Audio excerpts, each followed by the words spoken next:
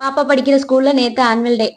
பாப்பா டான்ஸ்ல சேர்ந்திருக்காங்க. சரி ஏதாவது ஸ்நாக்ஸ் செஞ்சு எடுத்துட்டு போறதுக்கு ஓலை பகடாவும், அவல் கொழுக்கட்டையும் செஞ்சு எடுத்துட்டு போலாம் அப்படின்னு ரெடி பண்ணிட்டு இருந்தேன்.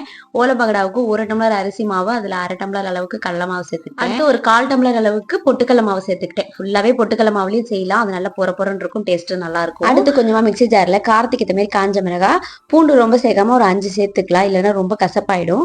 கொஞ்சமா பெருஞ்சீரகம் இதெல்லாம் ஊற வச்சு சேர்த்தா நல்லா நேவா பேஸ்டா வைக்கலாம். நான் உடனடியா செய்யணும் அப்படிங்கிறதுனால அப்படியே சேர்த்துட்டு அரைச்சி இதுல வடிகட்டி சேர்த்துக்கிறேன். இது நல்லா டேஸ்ட்டும் நல்லா இருக்கும், காரமாவும் இருக்கும். கண்டிப்பா ட்ரை பண்ணி பாருங்க. உப்பு, கொஞ்சமா சூடான எண்ணெய் இதெல்லாமே சேர்த்து நல்லா பிசைஞ்சிட்டு ஓலை பகடா அச்சில நல்லா புழிஞ்சு எடுத்தோம்னா நல்லா பொற பொறன்னு இருக்கும். அடுத்து அவல் கொழுக்கட்டைக்கு 1 டம்ளர் அவலை மிக்சியில சேர்த்து பவுடரா அரைச்சி எடுத்து இனிப்புல கொஞ்சமா உப்பு சேர்த்தா நல்லா இருக்கும். லைட்டா உப்பு சேர்த்துட்டு அடுத்து 1 டம்ளர் அவலுக்கு நான் 3/4 டம்ளர் அளவுக்கு வெல்லத்தை ஒரு 1/2 டம்ளர் தண்ணி ஊற்றி கரைச்சி எடுத்துருந்தேன். அதையும் இது கூட வடிகட்டி சேர்த்துட்டு ஒரு 10 நிமிஷம் அப்படியே ஊற வச்சுட்டிங்கன்னா நல்லா இருக்கும்.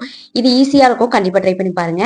அப்புறம் ஊறினதுக்கு அப்புறம் அதுக்குள்ள ஏலக்காய் தூள், தேங்காய்லாம் சேர்த்துட்டு நல்லா அழுத்தம் கொடுத்து புடிச்சு வச்சுட்டீங்கன்னா சூப்பரா பொச பொசன கொழுக்கட்டை. முக்கியமான விஷயத்த சொல்ல மறந்துட்டேன்.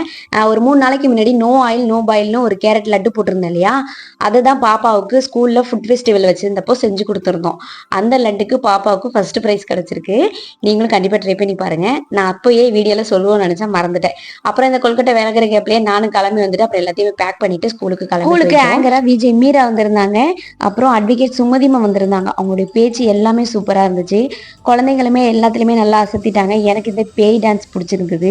பாப்பாவுக்கு ராஜஸ்தானி ட்ரெஸ் போட்டு அவ்வளோ எல்லாத்துக்குமே சேர்த்து ப்ரைஸ் வந்து இந்த வேல் முக்கியமான பொருளாக ஒன்று கொடுத்துருந்தாங்க. எனக்கு ரொம்ப பிடிச்சிருந்துச்சு.